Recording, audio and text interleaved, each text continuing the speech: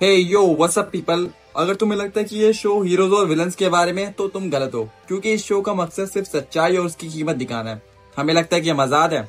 Attack on Titan ने हमें दिखाया कि फ्रीडम की असली कीमत क्या है, और वो कीमत इतनी बुरी है कि हम सोच भी नहीं सकते हैं। अब वीडियो को स्टार्ट करते हैं इस पूरे शो के सबसे बड़े इंट्रो के साथ।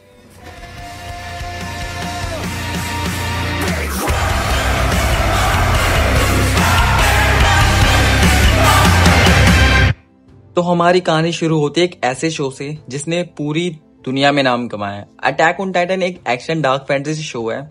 इसकी IMDb रेटिंग 9.1 है एंड रोटन टोमेटोज पर इसको 96% का स्कोर है, जो इसे एक मास्टरपीस बनाता है। इस शो में टोटल 4 सीजन है जो 2013 से लेके 2023 तक रिलीज हुए हैं। अब इस शो की दुनिया को समझना बहुत जरूरी है। ह्यूमैनिटी जो है 3 बड़ी वॉल्स के पीछे रहती है। सबसे आगे की वॉल जो है वॉल मरिया, उसके बाद आती है वॉल रोज, फिर सबसे अंदर वॉल सिग्ना। ये वॉल जो है 50 मीटर ऊंचे टाइटन से भी ज्यादा बड़ी है। लोग इन वॉल्स के अंदर 100 साल से शांति से रह रहे हैं। टाइटन दिखने में तो भयंकर होते हैं, लेकिन उनका एक ही वीकनेस होता है, उनकी गर्दन के पीछे का हिस्सा जिसे नेप कहते हैं। जब उसे काटा जाता है तब टाइटन मर जाते हैं। Okay, so in the starting सबको लगता है कि they are vibing in peace. यहाँ हमारे heroes Eren Yeager, Mikasa Ackerman और आर्मी एटलेट की स्क्वाड है। एरन का सपना है कि दीवारों के बाहर की दुनिया एक्सप्लोर करना है। वहीं मिकासा द प्रोटेक्टिव बेस्टी उसके साथ है और आर्मिन द ब्रेन्स। उन्हें लगता है कि लाइफ फुल सेट है, पर ये पीसफुल वाइब बस एक मिथ थी। उसी दिन अचानक से एक 60 मीटर का कोलोसल टाइटन आता है जो लिटरली गाइस बहुत ही ज्यादा बड़ा था। फिर उसने एक किक मारी और वॉल मरिया ब्रेक हो गई लाइक इट वॉज नथिंग। उसके बाद टाइटन शहर में घुस जाते हैं and it was pure chaos. Eren अपनी माँ को एक टाइटन के हाथ से मरते हुए देखता है। Like it was the most heart breaking moment guys, literally. उस दिन एरन ने प्रॉमिस किया कि वो हर एक टाइटन को खत्म कर देगा। तो यहीं से इसका रिवेंज शुरू होता है। स्टोरी में अब आगे बढ़ते हैं। 5 साल बीत जाते हैं। So now we are at the 104th training corps. Eren, Mikasa और आर्मिन अब ट्रेन सोल्जर बनने की कोशिश कर रहे हैं। यहाँ उनकी मुलाकात और भी आइकॉनिक कैरेक्टर से होती है। We have Jean the rival, Connie and Sasha जो हमेशा फनी मोमेंट्स क्रिएट करते हैं, और राइनर और बर्थोल्ड जो बहुत स्ट्रॉन्ग लगते हैं। इस ट्रेनिंग में एरन को काफी मेहनत करनी पड़ती है, but he got that never give up attitude. ये लोग बस दोस्त नहीं बनते, they become a family. Training के बाद अचानक से जब एरन की स्क्वाड वॉल गेटिंग कर रही होती है, तभी कोलोसल टाइटन आ जाता है, फिर से वही बड़ा वाला पहले की तरह। अब ट्रॉस डिस्ट्रिक्ट पर अटैक हो जाता है टाइटन्स का। जब टाइटन्स शहर में घुस जाते हैं, एरन की स्क्वाड अटैक करती है उन पे। फिर एक मोमेंट ऐसा आता है जहां एरन को लगता है कि he is about to die and he does, but then guess what, एक अननोन टाइटन आ जाता है जो दूसरे टाइटन को डिस्ट्रॉय करते रहता है। And it was a huge plot. जब सबको पता चलता है कि एरन ही एक्चुअली वो टाइटन है। अब उसकी टाइटन फॉर्म की वजह से मिलिट्री उस पर ट्रस्ट नहीं करती, पर आर्मिन सबको कन्विंस करता है कि Eren is the key to sealing the Trost gate जो कोलोसल टाइटन ने तोड़ा था अभी। सो इट्स अ डू और die mission and they successfully completed it. अब इसके बाद आगे अब आते हैं उस बड़े कोर्ट केस पर। एरन को एक मिलिट्री कोर्ट में लाया जाता है। उस पर इल्जाम था कि वो इंसानियत के लिए डेंजर है। सारे बड़े जनरल्स उसके बारे में डिबेट कर रहे थे कि उसे मार दिया जाए या एक वेपन की तरह यूज किया जाए। तभी कैप्टन लीवाई की एंट्री होती है। वो जानता था कि एरन को बचाने का एक ही तरीका है, सबको यकीन दिलाना कि सर्वे कॉर्प्स उसे कंट्रोल कर सकती है। वो एरन के पास आता है और उसे पीटने लगता है इतने जोर से कि उसके दांत तक हिल जाते हैं। लीवाई का ये एक्शन बहुत सोच समझ के कर उठाया गया था। वो कोर्ट को यह दिखाना चाहता था कि एरन सिर्फ एक इंसान है जिसे वो आसानी से कंट्रोल कर सकता है। इसका रिजल्ट ये होता है कि कोर्ट उनकी बात मान लेती है। उन्हें यकीन हो जाता है कि एरन एक वेपन है, थ्रेट नहीं। लिवाई ने एक ही वार से एरन की जान बचा ली। अब एरन लिवाई स्क्वाड का मेंबर बन जाता है। फिर लिवाई एरन से पूछताछ करता है की के बारे में। वो बताता है कि उसके घर के बेसमेंट में कुछ ना कुछ जरूर राज होगा इस टाइटन के बारे में, क्योंकि उसके पापा एक डॉक्टर थे जो कोलोसल टाइटन के फर्स्ट अटैक से पहले ही घर से एक मिशन पे गए थे मेन सिटी में, और उन्होंने जाते वक्त एरन को यही बताया था कि आकर मैं बेसमेंट के बारे में बताऊंगा। तो लिवाई और कमांडर एरविन का मेन मिशन बन जाता है कि बेसमेंट तक जाए शिगांजिना डिस्ट्रिक्ट में, जहां सबसे पहले टाइटन का अटैक हुआ था। तो अब कहानी आगे बढ़ती है एक बड़े मिशन के साथ। कमांडर एरविन का प्लान है कि एरन के बेसमेंट तक पहुंचने का, इस उम्मीद में कि सारे राज खुलेंगे। But right in the middle एक बिल्कुल नई टाइटन आती है, फीमेल टाइटन। हैरान करने वाली बात यह है कि किसी और को नहीं, सिर्फ एरन को ढूंढ रही थी। इसका मतलब साफ था कि ये कोई आम टाइटन नहीं है, इसका कोई खास टारगेट है। आर्विन उसे एक जंगल में ले जाता है जहां उसके लिए एक बड़ा ट्रैप बिछा जाता है, और गैस वो ट्रैप काम कर भी जाता है। पर जब सोल्जर उसके गर्दन पर अटैक करते हैं, वही पीछे वाला टाइटन का वीक हिस्सा, नेप जिसे कहते हैं, वो अपनी स्किन को तभी पत्थर में कन्वर्ट कर लेती है। फिर उसके बाद वो एक डरावनी चीख मारती है जिससे सारे टाइटन्स उसकी तरफ भागे आते हैं। जो सारे टाइटन्स उधर होते हैं ना, सारे उसकी तरफ भागे आते हैं और उसकी बॉडी को खाने लग जाते हैं। ये एक बहुत बड़ी चालाकी थी ताकि वो इंसान के रूप में से निकल जाए, क्योंकि फीमेल टाइटन वहाँ भी एक टाइटन शिफ्टर है जस्ट लाइक एरन। फीमेल टाइटन की वजह से कमांडर एरविन का मेन जो प्लान था बेसमेंट वाला, वो पूरा तो बिल्कुल नहीं हो पाता है। तो सब वापस लौट जाते हैं शहर लौटने पर आर्मिन को कुछ एहसास होता है कि फीमेल टाइटन का बिहेवियर कुछ ज़्यादा ही अजीब था। वो और मिकासा मिलकर एक इन्वेस्टिगेशन करते हैं और सच का पता लगाते हैं कि फीमेल टाइटन उनकी ही अपनी साथी है, एनी लियोन हार्ट थी। ये बिट्रेयल सबके लिए किसी झटके से कोई कम नहीं था।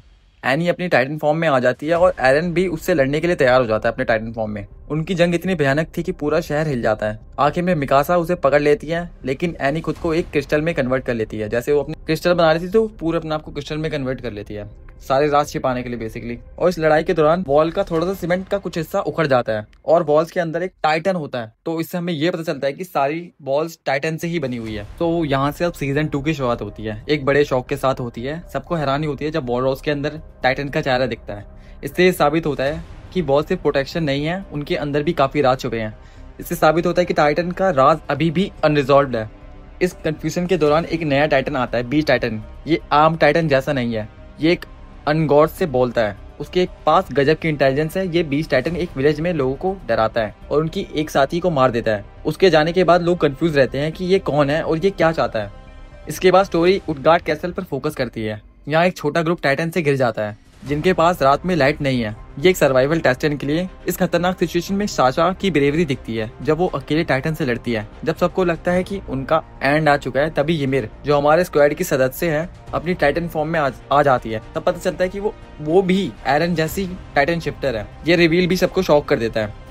गाइस ये सीजन बिट्रेल के लिए ही याद किया जाता है, क्योंकि इस सीजन में हमें पता चलता है राइनर और बर्थोल जो है कोलोसल और आर्मर टाइटन है। अरे बाप रे! वही जिसने स्टार्टिंग में शिगांजिना डिस्ट्रिक्ट की वॉल तोड़ी थी, जिसकी वजह से सारा चाओस फैल रखा है, जिसकी वजह से एरन की मॉम गुजर गई। तो जब ये रिवील करते हैं कि वही आर्मर और कोलोसल टाइटन, तो सबके लिए एक धोखेबाजी ही थी, क्योंकि वो एरन के सबसे क्लोज फ्रेंड में से एक थे। राइनर जो एकदम सोल्जर जैसा दिखता था और बर्थोल जो शांत रहता था। वही वॉल ब्रेकर थे। उनका मकसद एरन को किडनैप करना है और सच ने सबकी दुनिया हिला दी। इस रिवील के बाद एक भयानक लड़ाई होती है। एरन अपनी टाइटन फॉर्म में राइनर से लड़ता है। इस फाइट में एरन राइनर को हराने ही वाला होता है, पर तभी बर्थोल्ड उनके ऊपर कोलोसल टाइटन के रूप में कूद जाता है। मिकासा को इस धोखेबाजी पर इतना गुस्सा आता है कि वो राइनर पर अटैक कर देती है, बट इससे एरन को बचाना मुश्किल हो जाता है। राइनर और बर्थोल्ड एरन और ymir को उठाकर जंगल की तरफ भाग जाते हैं। अब चोर पुलिस वाली वही कहानी शुरू होती है। पूरी सर्वे कॉप्स एरन को बचाने के लिए उनका पीछा करती है। ये एक लंबी और डेंजरस चेज थी। इस दौरान एक टाइटन आता है जो हंस रहा होता है, स्माइलिंग टाइटन। ये वही टाइटन है जिसने स्टार्टिंग में एरन की माँ को खाया था। इस मोमेंट को एरन अपने आप को बिल्कुल हेल्पलेस फील करता है, क्योंकि उसको याद आ जाता है उसकी आंखों के सामने क्या हुआ था। और वही सिचुएशन प्रेजेंट में भी होती है जब हांस भी उस स्माइलिंग टाइटन के हाथों से मारा जाता है। हांस वो कैरेक्टर है जो स्टार्टिंग में उसकी माँ को सोल्जर के रूप में बचाने जाता है, बट वो एरन और मिकासा को लेके भाग जाता है आर्मिन के साथ। तो ये सीन चल रहा होता है जो कि बहुत इमोशनल होता है सीन स्टोरी में सबसे।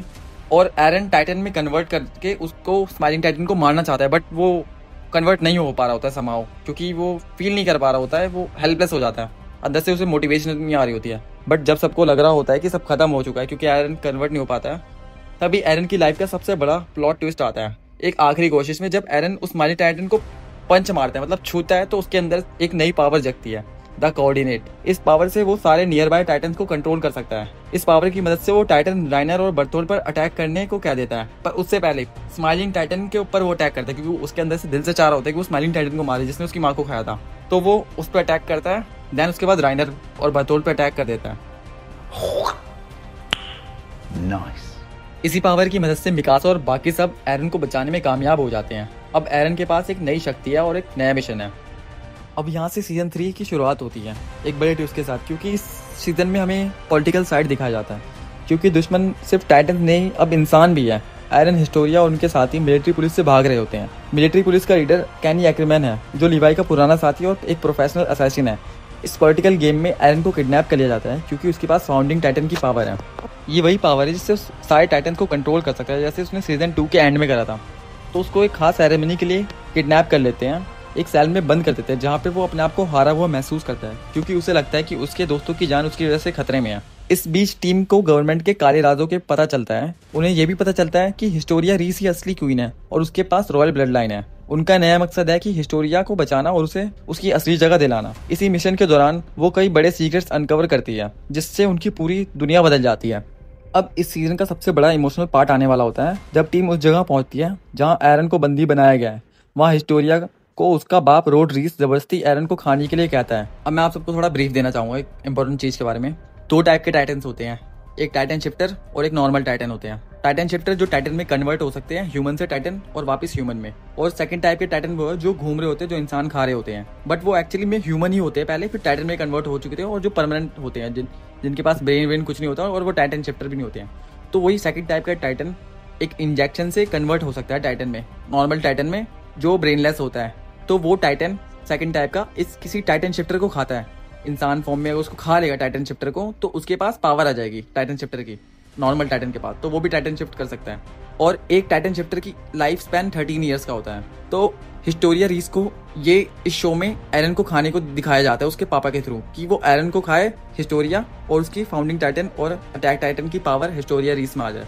रॉड रीस जबरदस्ती एरन को खाने के लिए कहता है अपनी बेटी को, क्योंकि रॉड को लगता है उसकी बेटी को ही फाउंडिंग टाइटन की पावर लेनी चाहिए जब वो एरन को खा लेगी। तो इस इमोशनल मूवमेंट में हिस्टोरिया अपने बाप के खिलाफ हो जाती है और एरन को बचा लेती है। इस दौरान ग्रीशा येगर जो एरन का फादर है उसकी पूरी बैक स्टोरी दिखाई जाती है। उन्हें पता चलता है कि एरन के बाप ने रॉयल फैमिली को क्यों मारा था और एरन को फाउंडिंग टाइटन की पावर कैसे मिली।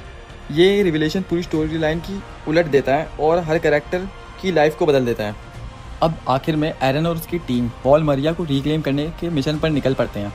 वो वहाँ पहुँचते हैं तो उनका सामना 3 टाइटन से होता है, beast Titan, armour Titan, colossal Titan. ये एक आखिरी जंग है। इस जंग में लीवाई बीस्ट टाइटन से लड़ता है। लीवाई की स्पीड और स्किल्स इतनी तेज होती है कि बीस्ट टाइटन की पूरी आर्मी को हरा के जीत तक पहुंच जाता है। और गाइस, ये जो सीन था पूरे शो का one of the best, one of the baddest movement था लीवाई का, जहाँ उसने जीक को, जो बीग टाइटन है, उसको बहुत गंदी तरीके से अटैक करा होता है उस पर, जीक की फट जाती है और भाग जाता है अपने गार्ड टाइटन के साथ। दूसरी तरफ आर्मिन और एरन कोलोसल टाइटन को हराने के लिए एक मास्टर प्लान बनाते हैं। आर्मिन अपनी लाइफ सैक्रिफाइस कर देता है ताकि एरन कोलोसल टाइटन को हरा सके। मतलब आर्मिन का गेम एंड हो गया यहाँ पे। अभी इस जंग में एरविन की सैक्रिफाइस भी दिखाया जाता है जब वो अपने सोल्जर को आगे बढ़ने का कमांड देता है, तो वो खुद बीस्ट टाइटन के सामने चले जाता है। इससे लीवाई को मौका मिल जाता है और बीस्ट टाइटन को ऑलमोस्ट मार देता है। इससे पहले मैंने बताया आर्मिन अपनी लाइफ सैक्रिफाइस कर देता है ताकि एरन कोलोसल टाइटन को हरा सके। आखिर में आर्मिन को बचाया जाता है बर्थोल्ड को खिला के, जो कोलोसल टाइटन होता है। एंड ये सीन में पास दिखाया जाता है कि लीवाई को एक इंजेक्शन दिया जाता है जो ह्यूमन को टाइटन में कन्वर्ट कर सकता है। तो यहाँ पे प्रेजेंट में बहस चलती है आर्मिन या कमांडर एरविन को बचाया जाए, बट एंड में आर्मिन को बचाते हैं। अब आर्मिन के पास कोलोसल टाइटन की पावर आ गई थी। इसके बाद एरन अपने बाप के बेसमेंट में जाता है जहाँ सबसे बड़ा राज खुलता है। किसी ने सोचा तक नहीं होगा कि ऐसा कुछ होगा। जब एरन और उसकी टीम एरन के बेसमेंट तक पहुंच जाते हैं, वहाँ उन्हें कुछ बुक्स मिलती है जिसमें उनकी दुनिया का सच लिखा है। उन्हें पता चलता है कि वो अकेले इंसान नहीं है, बाहर की दुनिया भी है, वहाँ भी लोग रहते हैं। यह रेवलेशन पूरी सीरीज का सबसे बड़ा टेस्ट है जो सारे क्वेश्चंस के जवाब देता है। यहाँ से उनकी दोस्ती और मकसद पूरी तरह से बदल जाता है। सीजन 4 शुरू करने से पहले कुछ बेसिक्स जानकारी। एल्जियंस वो लोग हैं जिनके पास टाइटन बनने की पावर है। ये लोग पहले पूरी दुनिया पर राज करते थे। मार्लियंस वो लोग हैं जो एल्जियन के दुश्मन हैं और उन्हें हराया है उन्होंने। अब मार्ले के पास 7 आउट ऑफ 9 टाइटन्स की पावर है। पैराडी आइलैंड वो जगह है जहाँ एरन और उसके दोस्त रहते हैं और वो लोग वॉल्स में कैद है। अब कहानी जो है पैराडी से बाहर की दिखाई जाएगी। सीजन 4 की शुरुआत में पर्सपेक्टिव बिल्कुल बदल जाता है। अब हम पैराडी आइलैंड के बजाय मार्ले की दुनिया में हैं। यहाँ एल्जियन लोग को टाइटन्स के डेसेंडेंट माना जाता है और वो कैंप में रहते हैं। हमारी मुलाकात नए कैरेक्टर से होती है, जैसे गाबी और फैल्को जो वॉरियर बनने की ट्रेनिंग ले रहे हैं। उन्हें सिखाया जाता है कि पैराडीज आइलैंड के लोग डेविल्स हैं। उन्हें आखिर में लगता है कि मार्ले ही सही है, उनका मिशन बस पैराडी आइलैंड को खत्म करना है। इसी दौरान एरन मार्ले में अंडरकवर है। वो एक जख्मी सोल्जर का रूप धारण करता है और फैल्कन से दोस्ती करता है। जब वो राइनर से मिलता है, उनके बीच का इमोशनल टकरार दिखता है। राइनर को गिल्ट फील होता है और एरन को अपना पास याद आता है। एरन राइनर को बताता है कि उसके पास कोई और ऑप्शन नहीं है और उसको ये सब करना पड़ेगा। अब इसी दौरान कहानी का सबसे बड़ा टर्निंग पॉइंट आता है जब एरन राइनर से बात कर रहा होता है लाइबेरियो में फैल्को के साथ। तो एक फेस्टिवल चल रहा होता है, तो एरन अपने टाइटन फॉर्म में आ जाता है और पूरा शहर तबाह कर देता है। इस सरप्राइज अटैक में वो कई सिविलियंस को मार देता है। इससे साफ हो जाता है कि एरन का रास्ता बिल्कुल अलग है। राइनर जो एक टाइम एरन का सबसे बड़ा दुश्मन था, अब वही सबसे बड़ा विक्टिम है। उससे एरन से लड़ना पड़ता है। तभी मिकासा, आर्मिन और बाकी सर्वे कॉप्स वहाँ आते हैं और एक भयानक जंग छिड़ जाती है। इस जंग में ज़ीक की भी एंट्री होती है जो एरन के साथ मिल जाता है। जब वो वापस जा रहे होते हैं, साशा को गाबी गोली मार देती है। ये गाबी जो कैरेक्टर होती है ये बहुत बेकार कैरेक्टर स्टार्टिंग में लगती है, क्योंकि इसको ऐसा दिखाया गया है कि इससे आप हेट करोगे, एकदम बेकार कैरेक्टर, क्या बोलूं मैं। तो आगे बढ़ते हैं। साशा की जब मौत होती है तो उसके दोस्तों पे उसका गहरा बहुत असर पड़ता है। अब स्टोरी में आगे बढ़ते हैं। जहाँ तक हमने देखा, एरन और ज़ीक फाइनली द पाथ में आ जाते हैं। ये एक ऐसी जगह है जहाँ पास्ट, प्रेजेंट और फ्यूचर सब एक साथ मौजूद है। ये टाइटन्स की पावर का असल सोर्स है। ज़ीक को लगता है कि वो एरन को आगे बढ़ने से रोक सकता है, मगर एरन ने तो कुछ और ही प्लान किया था। वो ग्रीशा येगर को पास्ट में इन्फ्लुएंस करता है, जिससे वो रॉयल फैमिली को मार देता है और एरन को फाउंडिंग टाइटन की पावर मिलती है। इसका मतलब है कि एरन ही फ्यूचर के इवेंट्स को कंट्रोल कर रहा था। तो स्टोरी में आगे बढ़ने से पहले मैं थोड़ा सा हाईलाइट करना चाहूँगा एक पॉइंट फाउंडिंग टाइटन के बारे में। फाउंडिंग टाइटन का जो पावर होता है वो एक रॉयल ब्लड लाइन वाला ही यूज़ कर सकता है, जैसे हिस्टोरिया रीस, वो फाउंडिंग टाइटन की पावर यूज़ कर सकती है। एरन ने एक बार यूज़ करा था, बट वो वैसे नहीं यूज़ कर सकते उस पावर को, रॉयल ब्लड लाइन वाला वो नहीं है। एरन ने शुरू में इस पावर को यूज़ नहीं कर पा रहा था, बट यहाँ एक बड़ा ट्विस्ट है, एक नॉन रॉयल पर्सन भी इस पावर को यूज़ कर सकता है, पर तब वो रॉयल ब्लड लाइन वाले टाइटन को छू ले, मतलब उसके रेंज में आ जाए। याद है जब एरन राइनर और बर्थोल्ड से लड़ता सीजन 2 में, जब वो रिवील करते हैं कि हम दोनों ही टाइटन हैं और एरन को वो ले जा रहे थे, तभी एरन के आगे स्माइली टाइटन आता था, स्माइली फेस वाला टाइटन, जिसने स्टार्टिंग में उसकी माँ को खाया था। तो वो उस टाइटन को टच करता है, उसको मतलब उसके सामने वो टाइटन बनने की तो कोशिश करता है, वो बन नहीं पाता, तो हार तक के वो उसे पंच मारता है। जैसे ही वो टच करता है उसकी कोऑर्डिनेट पावर एक्टिवेट हो जाती है। तो वो और कोई नहीं, स्टोरी में आगे दिखाते हैं कि वो टाइटन जो है एरन के पापा की जो ग्रीशर है उसकी फर्स्ट बीवी ज़ीक की असली माँ है। मतलब ज़ीक जो है एरन का सौतेला भाई है और ज़ीक भी रॉयल ब्लड लाइन से, मतलब तो उसकी जो पापा की ग्रीशा जो है पापा के फर्स्ट बीवी डीना फ्रिस्ट्स, वो रॉयल ब्लड लाइन से थी। तो इसलिए जब एरन ने उसको टच किया, उसने फाउंडिंग टाइटन की पावर को एक्टिवेट कर दिया। इसी को कोऑर्डिनेट पावर उसने यूज़ करना वहाँ से स्टार्ट किया था। यही वजह है कि हिस्टोरिया और ज़ीक भी रॉयल ब्लड से हैं, इसलिए वो फाउंडिंग टाइटन की पावर्स के असल कीज़ हैं। और इन सब की शुरुआत ymir फ्रिट्ज से हुई थी। वो पहली इंसान थी जो टाइटन बनी और जिससे सारे टाइटन्स की पावर मिली, वो सबका सोर्स है। जहाँ तक हमने देखा, एरन ने द रम्बलिंग शुरू कर दिया है। रम्बलिंग ये है कि सारे टाइटन्स जो वॉल्स में से उठेंगे और वो पूरे कॉन्टिनेंट, पूरे वर्ल्ड पे चलने लग जाएंगे, उनको डिस्ट्रॉय कर देंगे।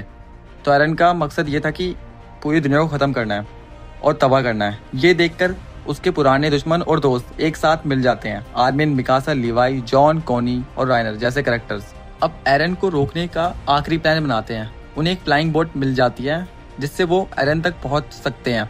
उनके पास अब सिर्फ एक ही मकसद है, एरन को रोकना और दुनिया को बचाना, चाहे इसके लिए उनको उसको भी क्यों ना मारना पड़े। जब वो एरन के पास पहुंचते हैं तो एक भयंकर जंग शुरू होती है। वहाँ हर तरफ से पास के टाइटन आते हैं जो फाउंडिंग टाइटन की पावर से कंट्रोल हो रहे हैं। जॉन और कोनी को अपने ही दोस्तों से लड़ना पड़ता है। राइनर और मिकासा भी एरन से लड़ते हैं, बट एरन उनकी ताकत को आसानी से हरा देता है। लीवाई आखिर में ज़ीक से मिलता है। ये उनकी आखिरी जंग है जिसमें लीवाई अपने वादे को पूरा करता है और ज़ीक को मार देता है, जो उसने अपने कमांडर एरविन को करा था कि ज़ीक को वो मार देगा। अब सब कुछ आर्मिन और मिकासा के हाथों में है। आर्मिन अपने दिमाग का यूज करके कोलोसल टाइटन को कंट्रोल करने की कोशिश करता है, जिसमें वो कामयाब हो जाता है। मिकासा को भी एक आखिरी चुनाव करना पड़ता है। वो एक ड्रीम में एरन से मिलती है जहाँ वो दोनों एक सिंपल लाइफ जीने की कोशिश करते हैं, पर मिकासा को सच पता है और वो उस ड्रीम को तोड़कर एरन को मार देती है।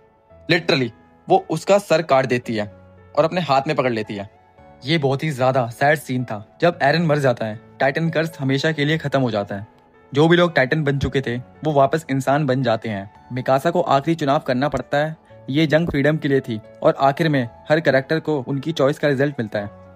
तो ये थी अटैक ऑन टाइटन की पूरी कहानी, टाइटन से लेकर इंसानों की जंग तक। हमने देखा कि कैसे एरन का सफर एक आम लड़के से शुरू हुआ जिसे सिर्फ आज़ादी चाहिए थी, और वो आखिर में खुद इंसानियत का सबसे बड़ा दुश्मन बन गया।